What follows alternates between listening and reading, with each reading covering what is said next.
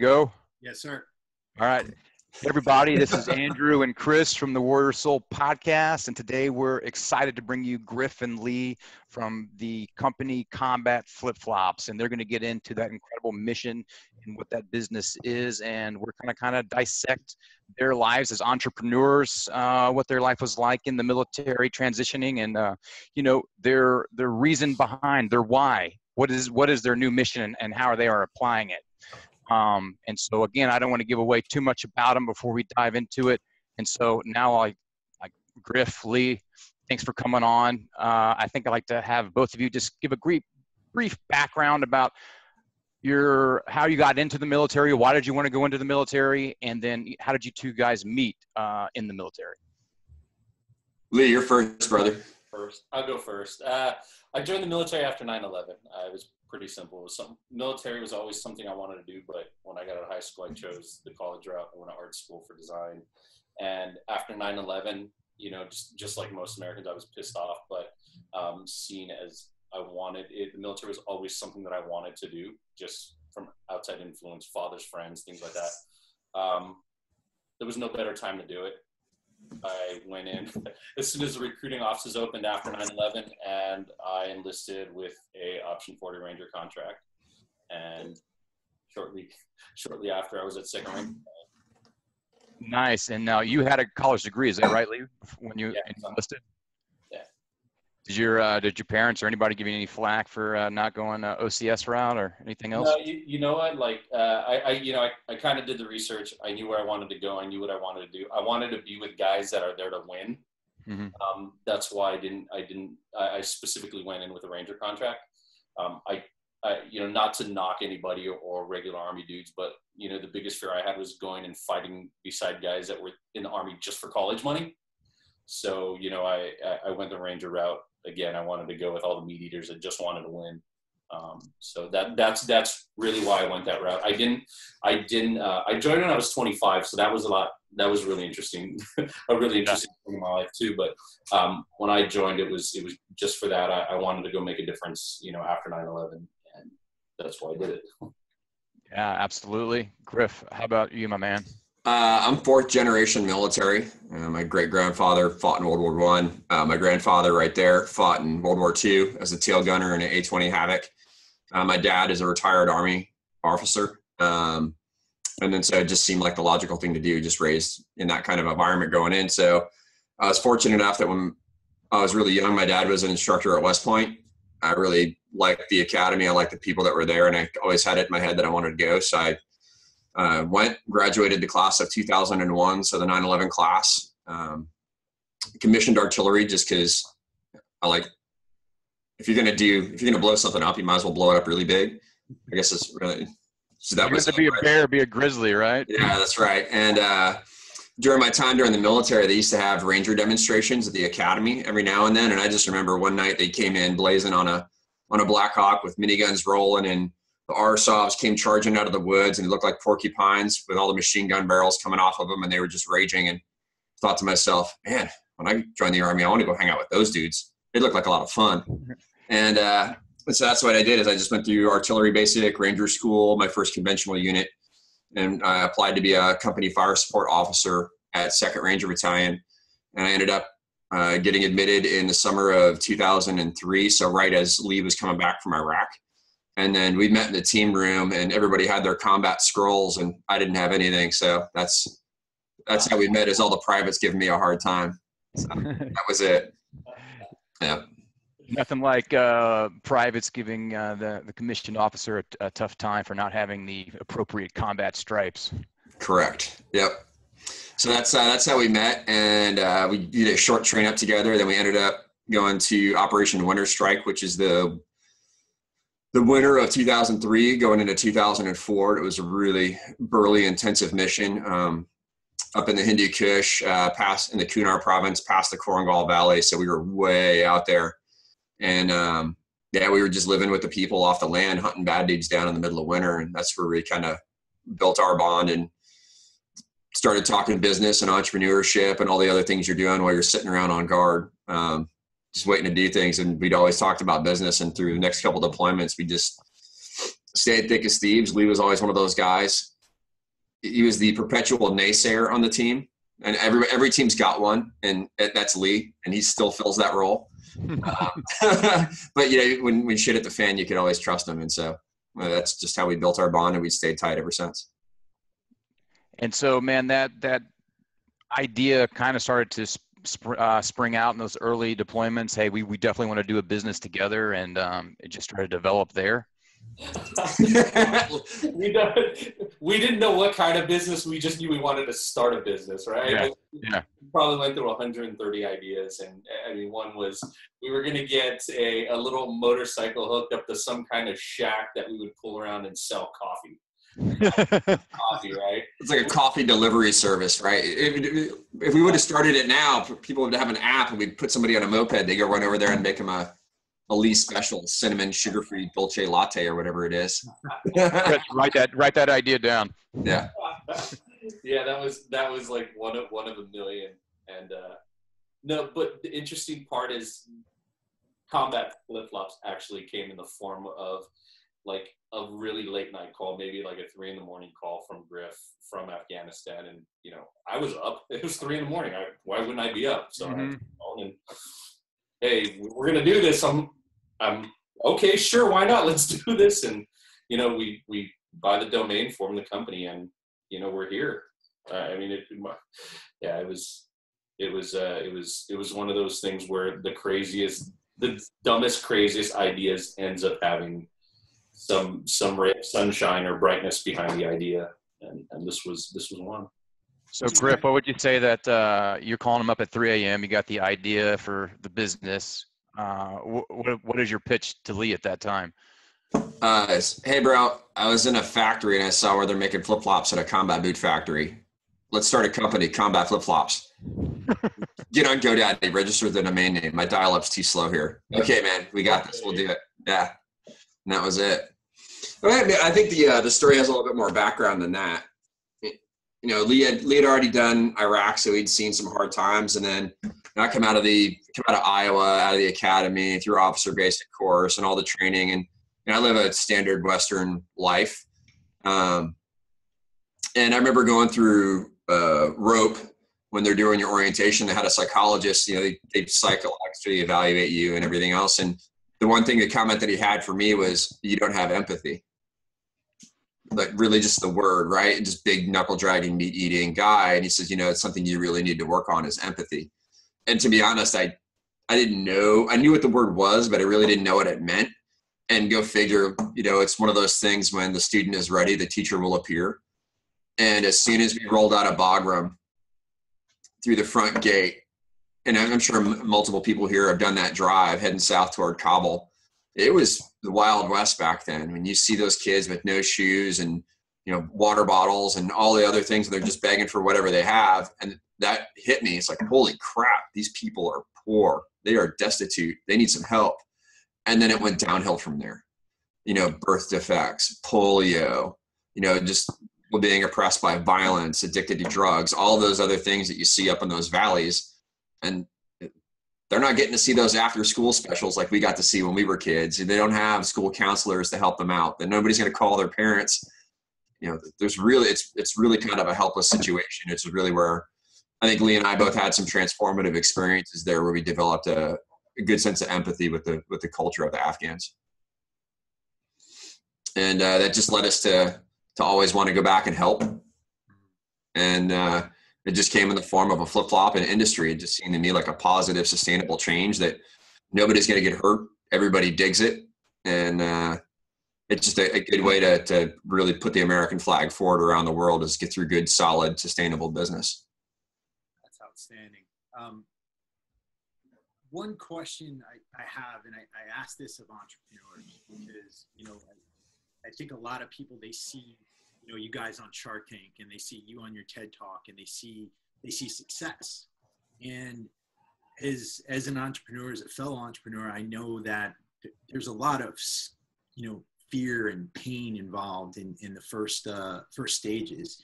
Can you tell us about those first stages and maybe some of the difficulties you ran into and some of the ways you overcame them? Lee, your turn. We're still going through them, man. I mean, honestly, we've been doing this for like, what, 4 or 5 years now? 4 years, yeah. 4 years now.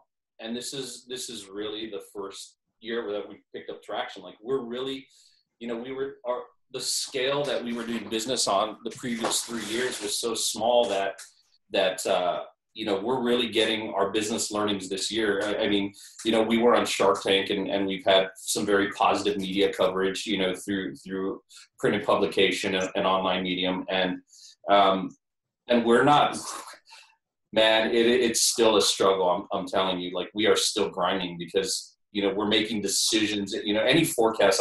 This one thing I've said to the guys all the time, like, forecasts are just guesses, man. We could take industry standard conversion rates based on traffic and this metric and that metric.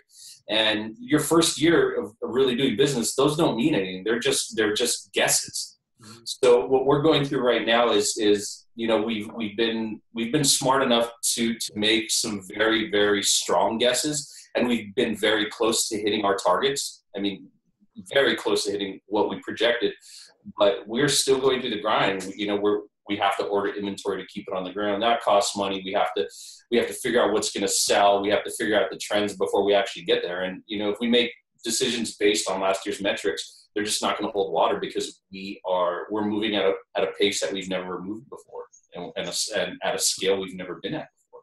So we are still learning. By no means are we these guys that have millions of dollars because of but we will get there. Right? Yeah. I think that there's this kind of idea out there that once you become an entrepreneur and you supposedly make it, you know, you're sitting down beside a pool and, you know, you got your frozen tropical drink and your bikini girl by your side and things are okay. But the reality is, you know, those of us in business, a lot of times we're grinding for life. And you gotta start to learn to love the grind a bit. You gotta start to learn to love the work involved a bit, because that is your life. And when the grind's over, the business is over, really. There's always something. Something I always told my wife, you know, early on when I really started reaching out and becoming an entrepreneur, even before Combat Flip Flops. You know, she's like, you know, how about we just get stable and you know, get a good paying job and you know, all that good stuff. And I kind of looked at her and I had made a comment to her that it's always in my head. If you're not moving forward, you're moving backwards, right? It doesn't matter. If you're standing still, you're moving backwards because everybody's moving forwards. And as an entrepreneur, you have to go out and you have to grind things out. Like, I don't think I could, because of the way I operate and Griff operates as an entrepreneur, I can never see myself working for another person again. Like, I will always go out and make my own job moving from this point in my life on, right? I mean, that's just the grind, man. If you need money and you need success, you have to go out and get it. I mean, it doesn't matter how bad things suck. I mean, Griff and I, you know, Griff is my brother. Griff is my brother. He'll walk in front of a Mack truck for me. I have no doubt about it. And we've been through the grind together, and we're going to continue to get through this. And this is going to be successful, no matter what happens, right? We're going to continue to move forward. Yeah, I mean, the way I explain it, entrepreneurship is I have to give like a mental visualization. You just drive yourself back to some Native American tribe a couple of 100 years ago. There's the hunters and the gatherers. There's probably like the old chiefs in the village and the merchants and the guys who are tanning all the leathers. But the entrepreneurs are those guys who strap on the loincloth, the bag of nuts, and grab the bow and arrow and disappear up into the mountains to go drag big game back. And when you're first hunting for all the hunters there, you're going to go hungry. You're going to be tired. You're going to be cold, right? But that animal doesn't change. It's still a big old nasty elk that you got to bring down. And it's just one of those things, like when you're a young entrepreneur, you are going to fail. You're going to make mistakes. You're not going to be thinking about the wind. You're not going to be thinking about the distance. Your aim's going to be off. All those other things, that all it just takes is for you to fail multiple times to where you get hungry enough to where you learn not to fail anymore. And that's just really it, is that animal doesn't get any smaller. You just get better. What was your this is going to sound counterintuitive, but bear with me. What was your most beneficial mistake? What I mean by that, what was the mistake that taught you the most? Which one do you think it is, Lee? ship the fucking container here. Yeah, that was it. Explain that, please. So when we started, like, you got to understand this. Like, we've never ran a business. We don't even know how to make shoes, like, really. And we're going to start a flip-flop company. And so we find through Lee, because he worked for some online sales and marketing for some shoe guys, and he reached out to his network. We called him and like, yeah, we can make you some prototypes. And so we started making shoes, and that's how it started. Is I think I sold my motorcycle and my boat, and I paid for all of our tooling and for our first run of samples, right? We went to a show, we showed them off. People thought it was cool. They bought thousands a pair. We went, ordered up all of our materials, went to go ship them to Afghanistan. The borders closed. Okay, while we're working the workaround, our factory closes down. They lost their government contract. They go, hey, we can manufacture this first run, but you got to hustle the materials here quickly. So we called up our material manufacturer and said, chop, chop, get going, bro. Get it out there. June delivery turns into July, turns into August. And then mid-August, my brother and I just said, screw it, let's just fly to Afghanistan and go get our footwear. So my brother, our co-founder, Andy, he's not on the call today. We flew to Afghanistan with duffel bags, and we were going to get them out on our own if we had to. We show up there. Our material supplier did a bait and switch in a hurry, and it was 100% fail rate. We had to give them all away. We opened the doors up and gave thousands of pairs of flip-flops to Afghans in need. Wow. And then we got into a car. We bounced around Kabul. We found another factory that wanted to work with us. We told our customers what had happened, and it said, hey, guys, Griff's personally going to put 4,000 pair of flip-flops on his personal credit card. We'll make this right. Just hang with us. And then I bought 4,000 pair of flip-flops on my credit card without telling my wife. Surprise! Surprise, right? Flew back home. For 2 months, we were doing everything. Everything was going fine. December 6th, we got a call from our material supplier. Hey, materials are done. Get them off our dock. 2 hours later, I got a call from our new manufacturer saying they had just lost their boot contract and they were going to go out of business, and we couldn't manufacture with them. So one bad run, one closed factory, second closed factory, and now I've got 4,000 pair of flip-flops in raw material form in China. And Where do you go from there? We shipped them to my garage. We built a guerrilla flip-flop factory in our garage, and we learned how to make our footwear. And we just did. That was it. That's all we had. We had our basically time or money, and all we had was time at that point because we were out of money, and it was everybody else's, and we needed to deliver product. Otherwise, we were going to be out double that money in returns. And we learned, got smart on adhesives and glues and sanders and process times and ovens and everything else, and we learned our product down to the glue, which has now helped us be able to go to different manufacturers and negotiate and bargain our pricing and our construction and our quality. And they can't argue with us because they go, oh no, it takes 1:15 to sand this flip flop. And then our 6'7" Wookie, that's what's his nickname is, Andy. He rolls over there, grabs a flip flop and sands one off in 36 seconds and hands it back to him and says, no, you're going to charge me for 36 seconds. You're doing it wrong. I'm not paying for your learning. You're doing it wrong. Right. And because we've gone through that process and we know how it works, it's really helped us out as a company, drive more profitability into the business. So that way we can contribute more to our philanthropic initiatives. That was a long explanation, but that was it. It was a great. I think it comes down to, man, who dares wins, right? And you had to have the balls and the foresight to even win. Hey, the shit's hit the fan, but you know what? We're going to get on a plane. We're going to go to Afghanistan. We're going to figure it out. We're going to bring stuff over here. And it takes that type of tenacity to make something work. Same thing when you're operating, same thing in business. But, and I think it goes back to what we're talking about entrepreneurs, is oftentimes entrepreneurs come out with a solution, but they don't really fully understand what is the problem. We have to identify what problem are we answering, are we meeting? And so what was your guys' idea or design phase, coming up with, hey, this is the problem that we've seen, and this is how we want to offer this solution in this new and creative way? I think the problem that we identified, so for us, what we're doing, there's a two-pronged attack, right? One is a short-term and one is a long-term solution, right? So obviously we see the problem is the lack of jobs in Afghanistan, right? And anywhere you go, lack of jobs, lack of money is, you see the crime rate rise, all that good stuff, right? And then that made the local population more susceptible to radical recruitment, right? So our two-pronged attack, our short-term and our long-term, right? Short-term, employ women, right? They get paid, the money goes back into the economy, right? Lowers crime rates. Okay, everybody's taking a small piece of the pie. Long-term, educate women, they educate their kids. The kids grow up to be educated adults.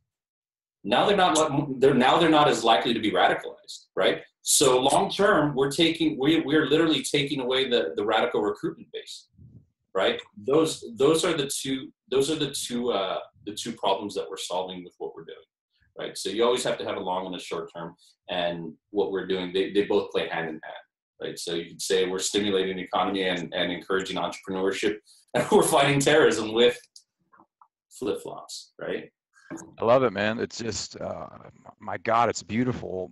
How did you have to bring that to the local populace? I mean, and how difficult was it to get them to buy in? As far as, oh, I'm going to allow my wife or daughter to go work in this factory. It's not tough, man. I started traveling back to Afghanistan in late 2008 in a medical capacity. And when I was there, I wasn't in uniform. I had a briefcase. I had cash. I was hiring local drivers. I was staying at local hotels, and they're motivated to keep me happy and keep me there, right? The safer I am, the happier I am, the more times I come back and the more money I spend in their local economy.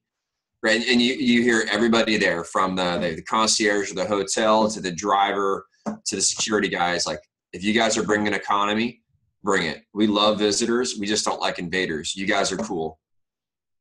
So when you go there and you say, hey, I'd like to buy this product from you, and I want to buy 15 of them now, and if they're good, I'm going to buy 45 of them from you next month, and then 450 of them next year.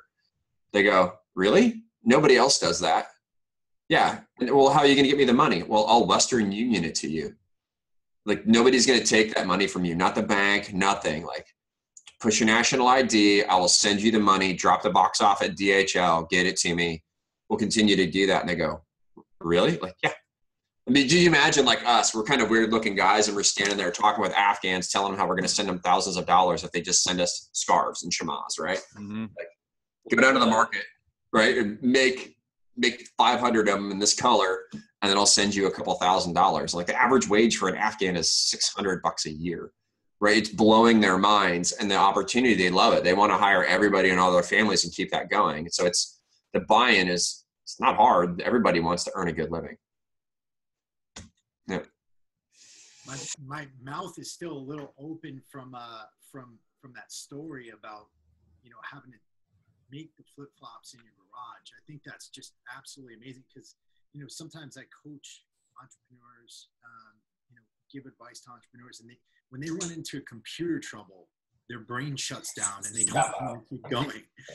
But you guys literally figured out how to make flip-flops. You understood the process and then perfected it, and that allowed you to perfect your manufacturing line and to understand how to save money, how to find good manufacturers of the product.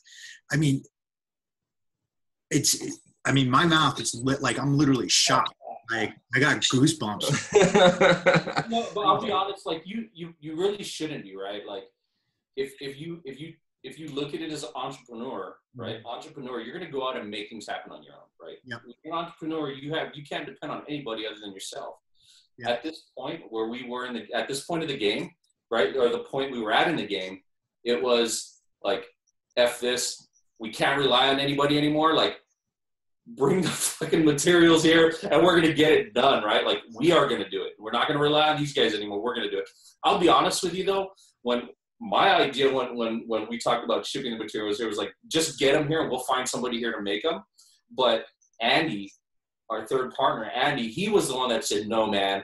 Like, he had this look in his eye, like, I got this, right? I mean, he just had that glare, his eyes got beady, and he's like, no, man, I got this. And I've never seen anybody in my entire life educate themselves that fast on glue and rubber I mean, I don't even, just the things that he figured out and the things that he learned about our manufacturing process, my mind was blown, right? Like watching him go through this, you know, but the part where we decide to do it ourselves, like that's us being not dependent on a third party to do this. Like we're going to get it done, just put it in our hands, and we're going to take it into the end zone for a TD, right? Like we got this. Yeah, I mean, I always go back to the missions and the mindset we learned in the military, right? You got an objective. Hey, you hit an obstacle. You got two choices: breach or bypass. You're going through that thing. There's one or the other: breach or bypass. That's it. That's all you get. There's no way we're not getting to that objective, right? And there's nobody on this planet that's going to stop you. You get enough highly motivated people behind you that are dedicated to tackling an obstacle. That obstacle will get tackled. Right. If you got a whole bunch of guys that'll give up when the going gets tough, then that's what you got. But it's just not our team. And the second thing is in this, I think the thing that separates when we talk about special operations is the one thing that I really found out, the differentiator of being like all the different communities, is the question why. Why are we doing it this way? What's the history behind it? Why are we motivated? Why, right? And people don't get insulted when you ask why, because everybody's trying to figure out how. How can I make it better? How can I make it lighter? How can I make it faster? And through all the learnings and the process that we had, you know, breaching those obstacles, going around certain things, asking why things were done in certain ways. We use a different adhesive system than all the other manufacturers. We use different rubbers, right? Because we asked why things were made a certain way. And then we go, oh, okay, how can we make it better? How can we add our value? That's what we did. We figured it out on our own. We went through the obstacle, asked why, figured out the how, and then we went down to our manufacturer who's been making high-end women's boots and footwear in Colombia for years now. And we were able to go down there and look at his production line and go, hey, man, we could boost your productivity 50%. We're going to show you how. Right? And that's what our community is supposed to do. We're supposed to figure out the problems, figure out the solutions, and then we give them away to everybody else. So that way it raises the level of everybody. So you can get on to figure out the next problem. That's it, man. And, you know, I think what it gets down to is challenging the status quo with an open mind and looking at it from new and different angles, new eyes on it. So I think a lot of your strengths that you guys pulled from allowed you to see that industry from a new perspective that wasn't being looked at. And so then you find new ways to do it and you pioneer new things like that. And that's what happens when you have the right mindset and you have the right team. How much of, how difficult is it to assemble the right team, or how difficult was it for you guys to assemble the right team and then to get them all on the same page, understanding the mission? I don't know. I mean, we've definitely ground through some people, some guys who wanted to be entrepreneurs and startup folks who wanted to hustle us when we first started because they saw the opportunity. But when rubber hit the road, you know, their wherewithal became apparent. And they just kind of faded away while the rest of us just kept chugging along. We give a talk on values, value-based leadership. And if you can articulate your values as a leadership team in your mission statement and then hire people that have the same value system as you, your culture will form. And that's what it is. And we just have a culture of, you know, candor, directness, hard work, persistence, creativity, and it took us a couple of years to really figure it out. But once we said, hey, these are our values, these are the type of people that we're going to hire, they kind of just gravitated toward us. I really can't explain it any other way other than the people that said, yeah, I'm really hardworking, I'm really creative, I'm down with this, I want to go work for you guys. They became really persistent and started banging down our door and working with us. I mean, let's take our social media girl, for instance. Yeah, Mandy. She's a gangster. I mean, you know, there's no other way to put it. She's a gangster, and she showed her commitment to the mission very early on, and she worked for free for how long? 2.5 years. Wow. and I mean, Mandy is like, this girl just self-starter, motivated, you know, when there's no direction, just attack, right? Just go after it. And she's doing it. You know, she's helped us grow our social channels to where they are. She's, helping shape the story, the mission, all that stuff. Like, she's been really great. She's we've been very fortunate to have people like her on the team, right? We have, our team is small, but our team is very effective. In Spanish, they say pocos pero locos, small but crazy. Mm-hmm. That's exactly what we are. We got a small team, but we're crazy and we get shit done. And we're very fortunate, a very blessed company to have the people we have around us. How, as far as leadership principles go, what are the similarities and what are the differences between being in the Army and leading a team there versus leading your current team with Combat Flip-Flops? Have you had to change anything in your personalities? Have you had to change anything in the way you direct people at all? if you had access to our Skype conversations, what do you think, Griff? No, I think between us, like, we realize the way that we talk and communicate, or the way that we were trained, people just can't handle it. And they just can't handle our directness and our humor. And, Lee will call me out on my shit. Like, you're being a dick. I can't believe you're doing that. You suck. Right. And anybody else would hear that and like, oh God, yeah. But like, and I'll say the same thing to him. Like, get your lazy ass up. You didn't get that thing done yet. It's been on the calendar for 2 months. What's the matter with you? Right. We could say that to one another, but we know, like, in 5 minutes we'll be back to playing grab ass and making fun of each other's, like, phallic size, whatever. Right. It's just what we do. But I think, just for me personally, like, I learned a lot coming out of the military, in the fact that people that work for you don't have to work for you. You have all the tools to be a good leader. You just got to polish those edges up a little bit more, and figure out how to do things where you can, I wouldn't say internally motivate people, but, do it in a manner where you don't have to be so direct, where they don't have to be externally motivated. I guess that's it. So. Awesome. And then you guys are working with some pretty high power people. Do you notice any difference in the way that, say, like, Mark Cuban conducts business? What if there's a big difference between him and anybody else you've worked with? Can you identify those key things that he's got that you think you want to develop? So Mark opened the Navy Exchange for us last month, and I'll be quite honest. Other than email communication, like, that was the first time that I had seen him since Shark Tank, right? And been around him since Shark Tank, and the fact that he flew in and opened this store for us, when he got on the ground, right? We just thought it was great he was going to come in, and when he got on the ground, it was, what do I need to do to make this better? What do I need to do to sell more? Everything was, tell me how you need to use me and let's get it done. There was no like I'm fucking Mark Cuban, just throw money at me. It was, I'm here to help my guys. I got your back 100% and then some. What do you need me to do? Put me in the game, coach. And it wasn't him going, it wasn't Mark showing up, trying to be big guy, billionaire. He was there to help us grow our business. He was there to help grow his business, right? I mean, that's the one thing that I got from Mark by being around him. Just that, the few hours we were there opening that store, it was, whatever I need to do to help drive that cash, I'm going to do it. I'm going to get after it. Let's get it done. All business, right? He's like, you want me to walk the store? If you think it'll sell product, I'll walk the store. You want me to take pictures with people? I'll sit and take pictures and sign autographs. Tell me what to do. That's what I got out of it. And I really dug that. Like, he was all like, go, go, go, all game.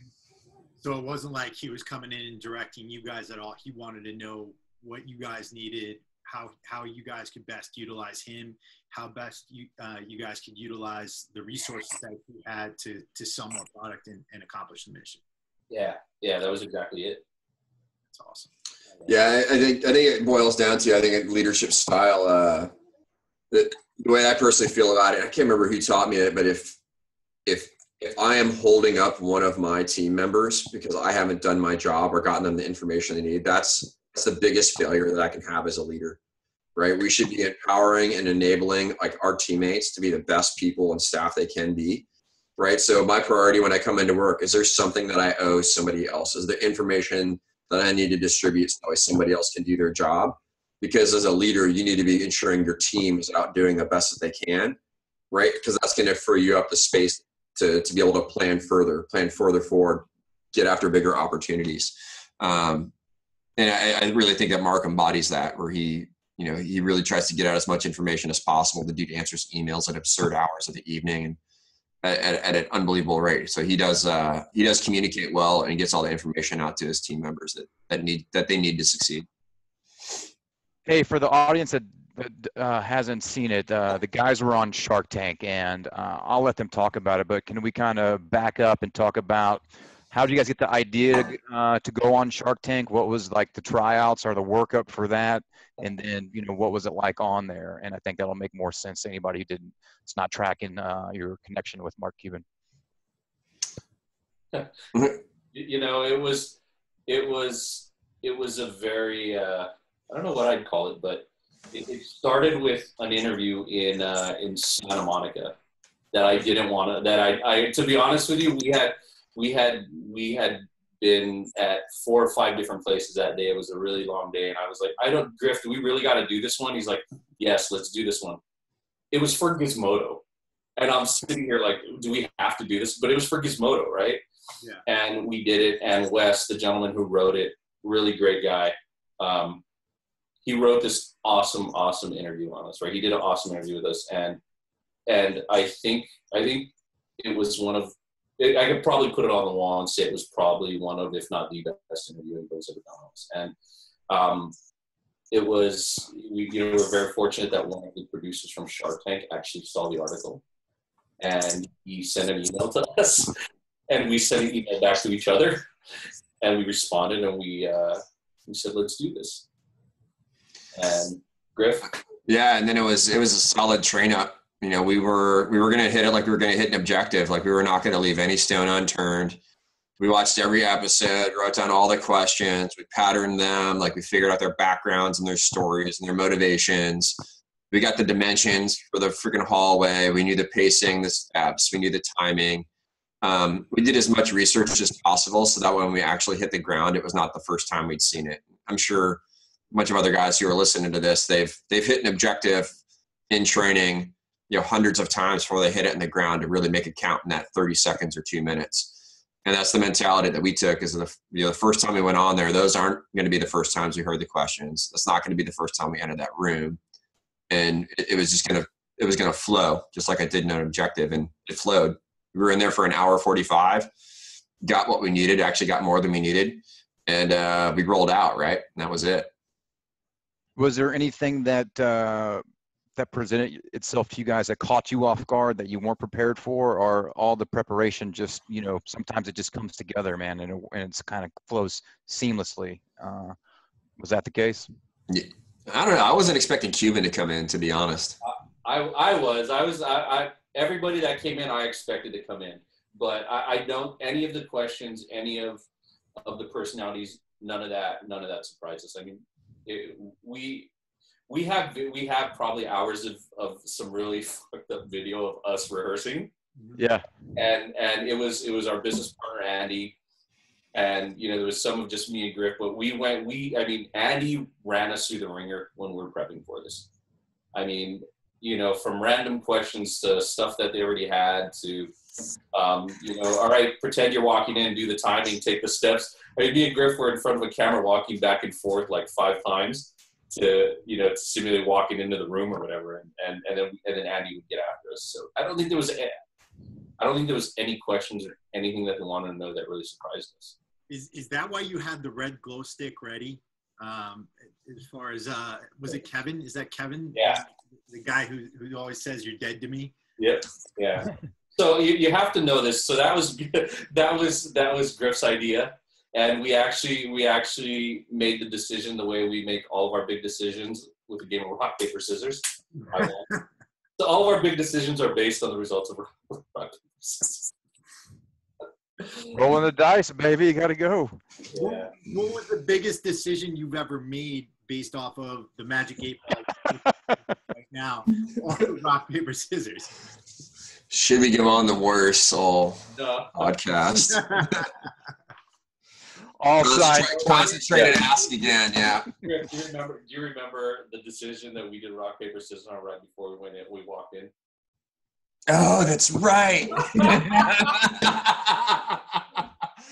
So the goal of producers, right, in all reality TV is drama. Like that's what it is. It's drama.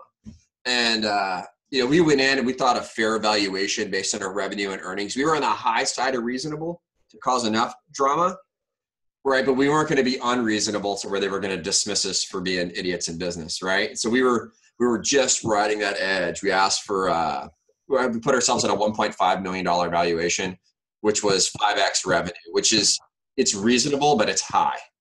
And then, right before we walk on, the producer's like, I really think you guys should go for, a $3 million valuation.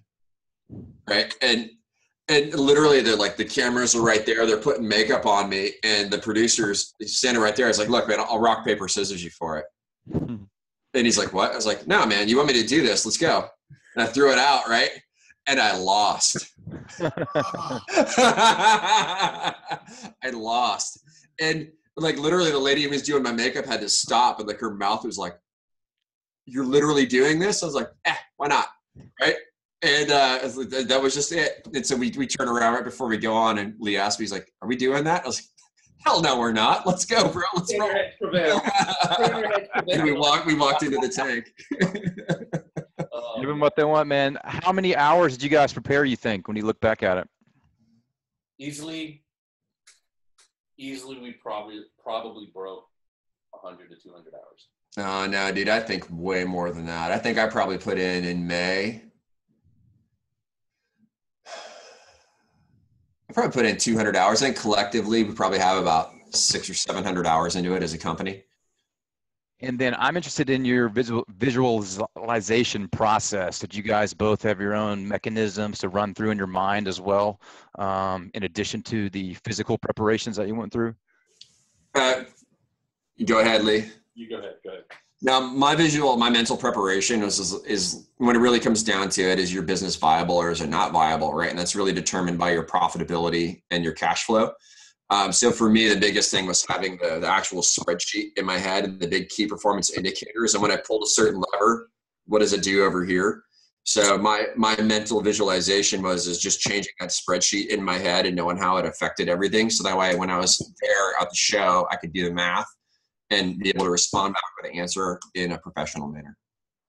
That's the officer's answer. My answer is going in there. I was like, oh man, I hope I don't screw this up.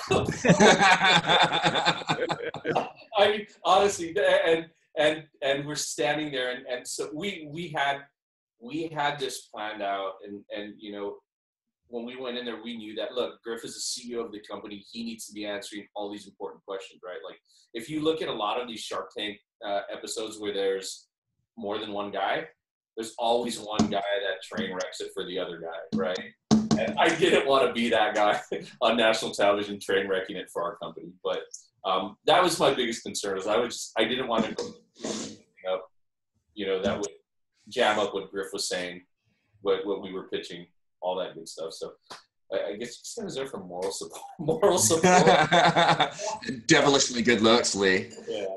What I want our audience to take away is the level of preparation it goes into separating yourself. And it's not about separating yourself, so to speak, but it's about doing your best because you believe in what you're doing.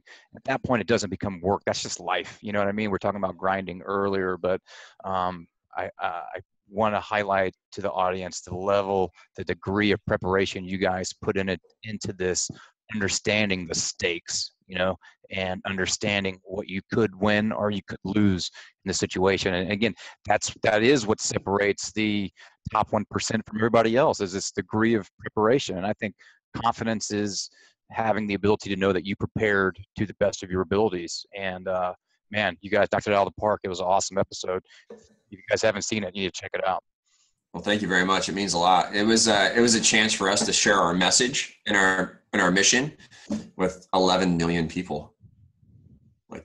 I feel it's my life's work, right? Like this is the stoke that I want to spread. This is the empowerment that I need to push. And if we're going to make a big impact in Afghanistan and all these other areas, I need to put on the most professional presentation possible for my team and for our supporting companies. So that way people will go, hey, those guys have got something. You know, they're kind of right. We should do this and make it work. And fuck, it works. Like it blew up. We did more business in 36 hours than we did in our entire company history. Wow. Yeah, it was rad. It's so much fun. Yeah. Speaking of that, you also did a TED Talk. Did the TED Talk come before Shark Tank or after? The TED Talk came before Shark Tank. And so tell me about that. You know, how was your preparation for that? Where did the idea for a TED Talk come from? And what kind of impact do you think that talk has had on you, your business, and the audience that you're catering to? Yeah, we really try to be as part of our mission statement is community connection, and so specifically the veteran community connection. And we try to do as much as we can to be, you know, connected to the veteran community wherever we are locally. So I was at a Nike event for veterans, and I just happened to meet a guy there, which is my first advice to anybody who's listening here, to all you entrepreneurs, is your network is your net worth, right? Expand your network, meet as many people as possible, because you never know when that's going to pan out for you. And he said, hey, I'm putting together a TED Talk. You know, we're sponsoring it. You had a really interesting story. Would you be interested in telling one? Yes. The answer to those opportunities is always yes. I don't care how scared you are. The answer is yes. So I said yes, and then I had no idea what I was going to talk about. And I was out hunting in Hawaii with a bunch of my buddies, and I still hadn't written it. And we were just kind of sitting there, you know, one day, and I was just trying to figure out where we were going to go next. And I had to stop and sit, and I was on a beautiful side of a mountain, and you know, could see all the way down to the beach, and my buddies just went off. I just sat down there, and I really wrote what I thought about what we were doing. And it's really a tough thing for people to be able to put it out there, right? Because it's a different picture of what you see of an Army Ranger, right? Like being really emotionally affected by watching a little girl get beat. You know, going back to Afghanistan and then seeing all these people being creative and building a relationship that way. Right. Looking back at other data and showing people where we've done it in history, and like, hey, like we didn't just say we were going to do it. We did it. And it feels boastful, especially coming out of our community. Right. Where we just don't talk a lot about what we do. And we, hey, there's Jill. We tend to marginalize those things. And thank you very much, Jill. Appreciate it. I'm on a podcast. You want to say hi? This is one of those awesome staff we were talking about. Hi, Jill. How you doing? This is Jill. Hi. All right. Thank you. She had to bring by our Ink magazine for the podcast later. So see this? Full page article in Ink this month. Yeah. So, you know, so I think for me personally, it shifted the mindset where knowing that I had to also become the chief storytelling officer if people were really going to pay attention to what we were doing. And when we first started, we went down to talk to the guys at Tom's, and they said Blake went from the CEO to the CSO really quickly because it's the story, it's the idea that moves the product. And so I think that was a really pivotal moment for me, realizing that I really have to take this role seriously as the chief storytelling officer to drive the company forward. I can definitely relate, Griff, because being in SF for a number of years, like you said, you just don't talk about those things, but you realize that, hey, if I'm not glorifying combat, or I'm not, you know, giving away secrets, and this is something that is going to be to the benefit of the listeners to hear it, then we have to find a way to get over ourselves. And, you know, I tie that in with what we were doing with our foundation. But, you know, the thing is, if we don't get out and we don't tell these stories, we don't give these lessons learned that were paid for in blood, then people aren't going to be able to take away the gems from them. You know what I mean? And again, I think it goes back to Lee, what you were talking about. Like, you didn't want to do that interview, but you did it anyway. And then boom, that gets you an email from the producer of Shark Tank. It's putting it out there, and the hope that it's going to impact somebody else the right way, you know, not being self-serving. And that a lot of times the veteran community doesn't want to get on the mic, but if you can get on the mic and say, hey, this is not to just serve myself, but this is to make the system better, then we need to be telling those stories. And again, I'm just grateful for Griffin Lee coming and kind of pioneering that platform and having the balls to get out there and do it and talk about these things. Wait, what about Special Forces? I was in.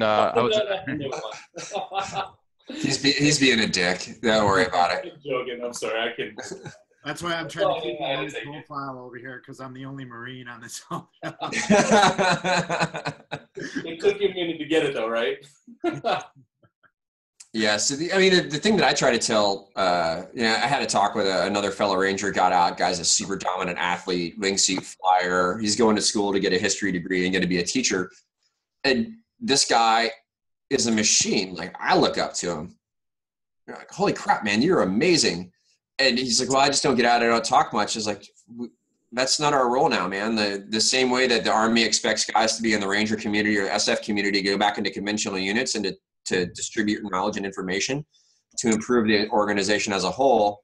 When you're a veteran and you get out of the military, it's your job to take those leadership lessons and principles of hard work and dedication and persistence and values and all those other things and improve your local communities. The greatest generation didn't become the greatest generation just out of nowhere. It became the greatest generation because a whole bunch of teamwork oriented veterans came back and kicked ass, right? Like, that's what it is. And it's our job. It's our responsibility to do it now as veterans within our country. Like, we have to do it. There's no choice around it. Our backs are to the wall now. Like, we've got to get out and be community leaders and servants and really like push our values forward. Otherwise, everybody's going to be looking to the nearest chucklehead with a social media account for direction. And that's the wrong answer for our country. That's the thing that gets me the most stoked about you guys. I was going to say giddy, but giddy sounds like a little bit girly, but stoked is the word.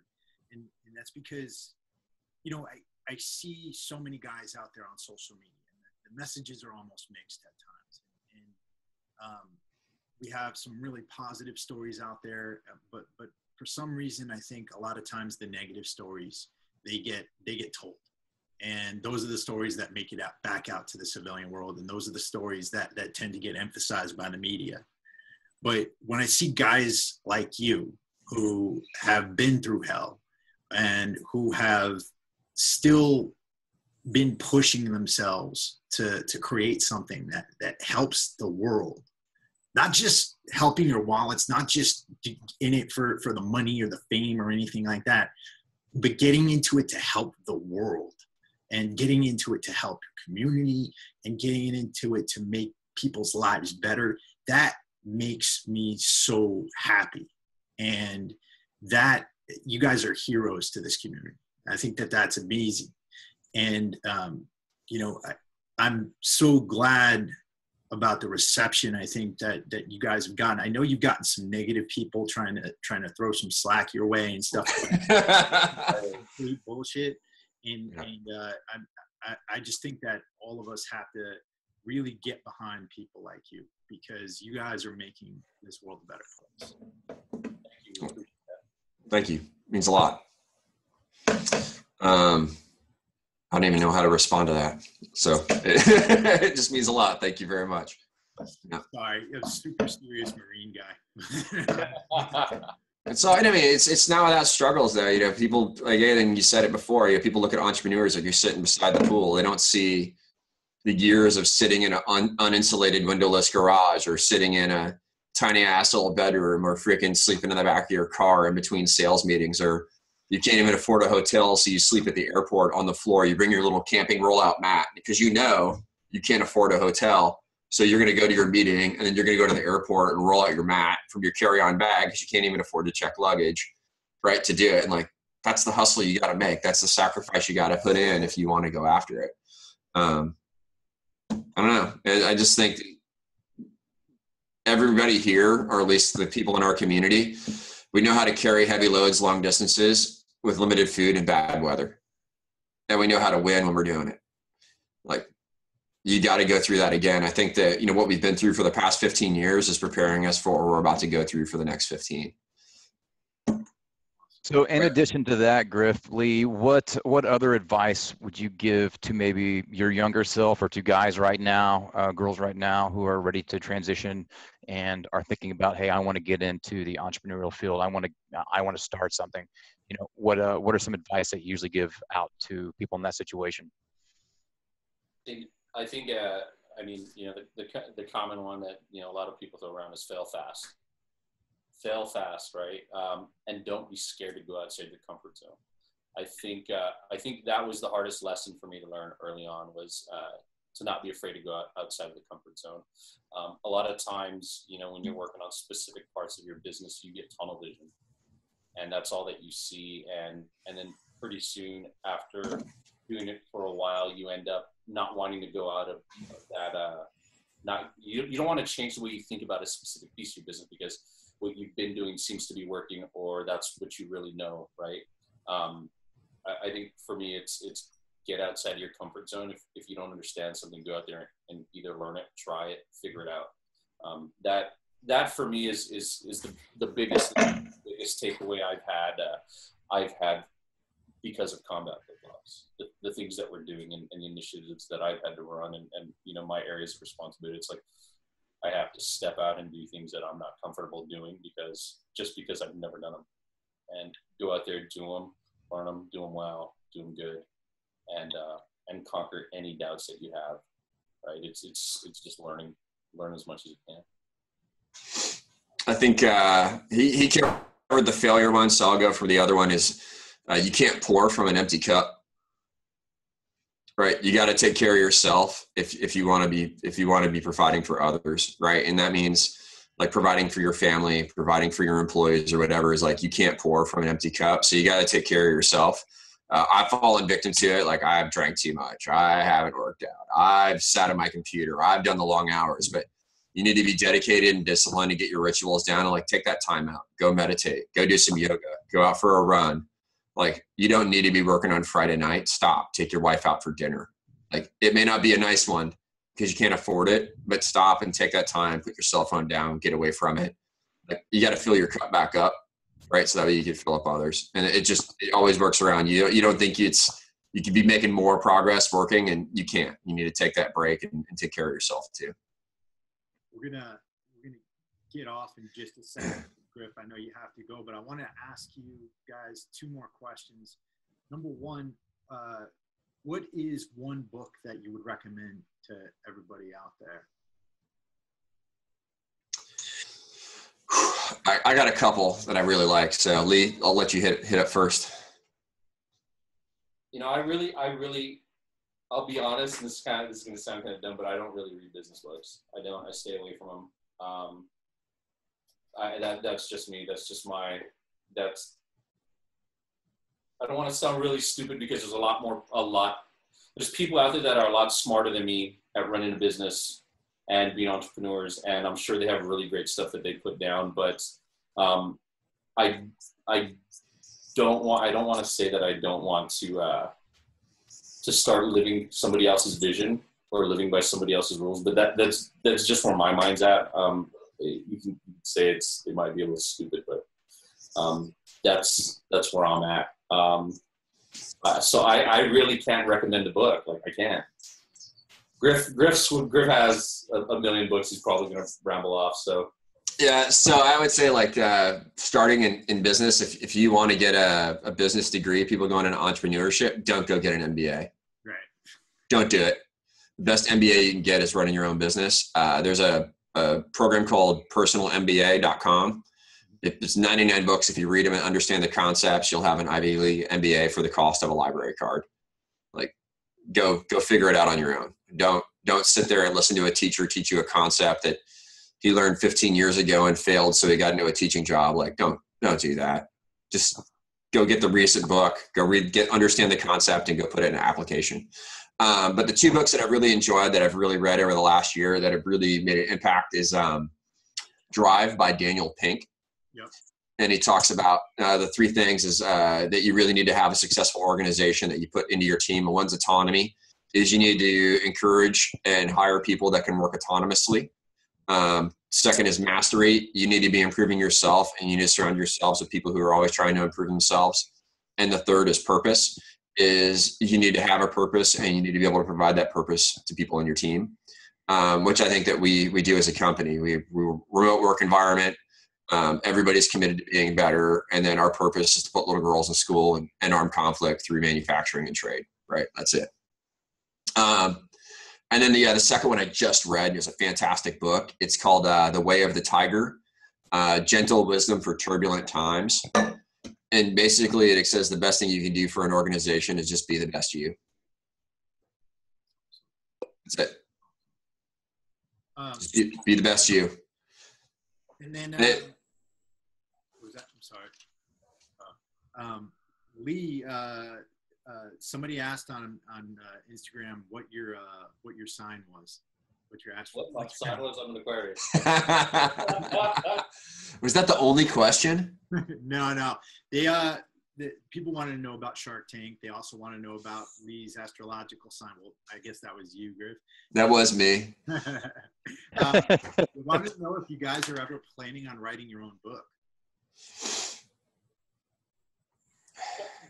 Griff probably has 5 books in the making that are going on right now. Oh man, I can't even contemplate it yet. We've had so many stupid adventures. I've always been thinking about having like people like our nanny write it when my wife and I were both executives, and the dumbass shit we did when we were executives, and raising 2 little girls and the adventures we had, and just having like different people in our lives like write the books for different years, because it's crazy. So, but I'm sure it'll happen at some point in the future. And go ahead, Andrew. Sorry. I was going to say, going back to, I like it's the Way of the Tiger. Was that the name of it, Griff? Yeah, it's called The Way of the Tiger. The subline is Gentle Wisdom for Turbulent Times. Yeah, but I was just going to say, you nailed it, because bringing your best self, performing to the best of your abilities, what else can you ask of yourself? What else can you do but then your best? You know what I mean? And that is what it's all about. You break it down right there. All you got to do is your best. Yep. And it doesn't mean I did my best and kind of a halfway. It means, no, you left it all out there on the field. Yeah. And, there's always room for improvement. We can always improve on our best. But today, my workup, everything else, it was my best. And here's my weak points. Here's how I can improve. But I sold out. You know what I mean? And that's where we start seeing these big improvements that are happening with you guys. Chris, turn it back over to you, my man. Awesome. I'm going to put all these resources into the show notes. And then I wanted to ask you guys, where can people find you on the interweb universe? Twitter account, website, things like that. Everything is at Combat Flip Flops. Everything's at Combat Flip Flops. Everything. So www.combatflipflops is the website. Facebook, Combat Flip Flops. Instagram, Combat Flip Flops. Twitter, Combat Flip Flops. My favorite is SoundCloud. So beats on Combat Flip Flops. And then, I don't know, should we get a Snapchat? I've been asking this to everybody, and nobody's even responded to Snapchat. I don't know. You could get Snapchat. The coolest thing about Snapchat is like all the funny stuff you guys do, and like kind of quirky stuff. You could bring that out, because like on Instagram and then like Facebook, you have limited space and limited attention. But when you're going through Snapchat, if you wanted to like do like a funny skit or like a funny thing all through the day, I know some people who masterfully use. Matter of fact. If you get on Snapchat, look up Man Behind Metroflex. It's a good friend of mine, and I'll send you guys the thing, and he does it really well. So, hold on, thank you. Funny, hilarious stuff. But I wanted to thank you guys for coming on here. I wanted to thank you guys for your message. Was that a Diet Coke? No, that was a Melvin. Wow. It's a beer. It's an MPA, which I don't even know what that means. Melvin Pale Ale. What is it? Melvin Pale Ale, maybe? Melvin Pale Ale, yeah. From Alpine, Wyoming. Made by a Wild Goose Ale. Nice. Well, yeah. Shout out to Melvin Pale Ale. Yeah. It's Friday, guys. Come on. Oh, yeah. I wanted to thank you guys for coming on here. There's so many gems that you guys gave in this podcast. I think that anybody who listens to this is gonna be able to put themselves on a righteous path as far as business goes, as far as life goes. And again, I want to thank you as a veteran, because the positive example that you guys are setting for this community and demonstrating what you can do if you start to take charge of your own circumstances, if you start to take charge of making your own action to accomplish great things, that's absolutely outstanding. And I wish you guys both so much success, and anything that we can do over here to help you guys out, anything you guys want us to post or anything like that, please let us know. Andrew, you got anything? Nothing, man. You guys keep on keeping on. Thanks for the inspiration and what you mean, and the mission and the work that you're doing. Like I said, it means a lot, because we need guys walking the walk and talking the talk, and you're doing both. So my hat's off to you. Thank you very much, guys. Appreciate it. We really appreciate it. Thank you for having us. We really, really appreciate it.